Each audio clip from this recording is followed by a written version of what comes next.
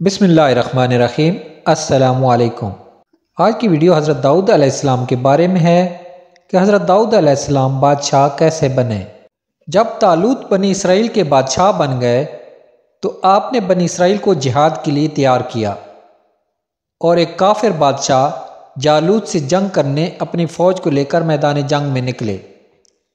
جالوت بہت ہی قد آور اور نہایت ہی طاقتور بادشاہ تھا اور وہ اپنے سر پر لوہے کی ایک بھاری بھرکم ٹوپی پہن کر رکھتا تھا۔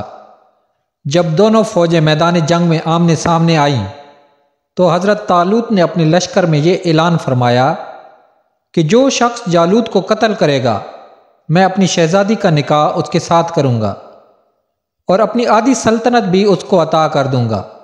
یہ فرمان شاہی سن کر حضرت داؤد علیہ السلام آگے بڑھے، جو ابھی بہت ہی کم سن تھے اور بیماری سے چہرہ زرد ہو رہا تھا، اور غربت و مفلسی کا یہ عالم تھا کہ بکریاں چرا کر اس کی اجرت سے گزر بسر کرتے تھے۔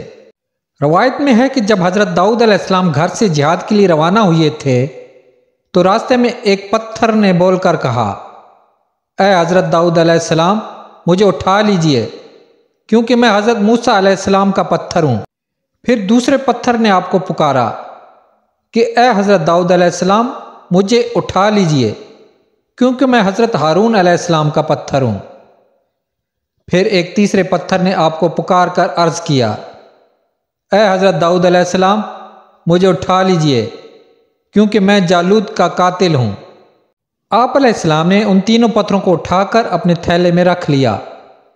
جب جنگ شروع ہوئی تو حضرت داؤد علیہ السلام اپنی گوپن لے کر صفوں سے آگے بڑھے، اور جب جالوت پر آپ کی نظر پڑی تو آپ نے ان تینوں پتھروں کو اپنی گوپن میں رکھ کر اور بسم اللہ پڑھ کر گوپن سے تینوں پتھروں کو جالوت کے اوپر پھینکا، اور یہ تینوں پتھر جا کر جالوت کی ناک اور کھوپڑیوں پر لگے اور اس کے بھیجے کو پاش پاش کر کے سر کے پیچھے سے نکل کر 30 جالوتیوں کو لگے اور سب کے سب مقتول ہو کر گر پڑے۔ پھر حضرت داؤد علیہ السلام نے جالوت کی لاش گھسیٹتے ہوئے لا کر اپنے بادشاہ حضرت طالوت کے قدموں میں ڈال دی۔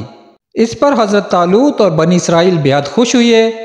جالوت کے قتل ہو جانے سے اس کا لشکر بھاگ نکلا اور حضرت طالوت کی فتح مبین ہو گئی، اور اپنے اعلان کے مطابق حضرت طالوت نے حضرت داؤد علیہ السلام کے ساتھ اپنی لڑکی کا نکاح کر دیا اور اپنی آدھی سلطنت کا ان کو سلطان بنا دیا۔ پھر پورے 40 برس کے بعد حضرت طالوت بادشاہ کا انتقال ہو گیا تو حضرت داؤد علیہ السلام پوری سلطنت کے بادشاہ بن گئے۔ اور جب حضرت شمویل علیہ السلام کی وفات ہو گئی تو اللہ تعالیٰ نے حضرت داؤد علیہ السلام کو سلطنت کے ساتھ نبوت سے بھی سرفراز فرما دیا۔ آپ سے پہلے سلطنت اور نبوت دونوں اعزاز ایک ساتھ کسی کو بھی نہیں ملے تھے۔ آپ علیہ السلام پہلے شخص ہیں کہ ان دونوں عہدوں پر فائز ہو کر 70 برس تک سلطنت اور نبوت دونوں منصبوں کے فرائض پورے کرتے رہے، اور پھر آپ کے بعد آپ کے فرزند حضرت سلیمان علیہ السلام کو بھی اللہ تعالیٰ نے سلطنت اور نبوت دونوں مرتبوں سے سرفراز فرمایا۔ اس واقعے کا ذکر قرآن پاک کی سورۃ البقرہ میں اس طرح ہے۔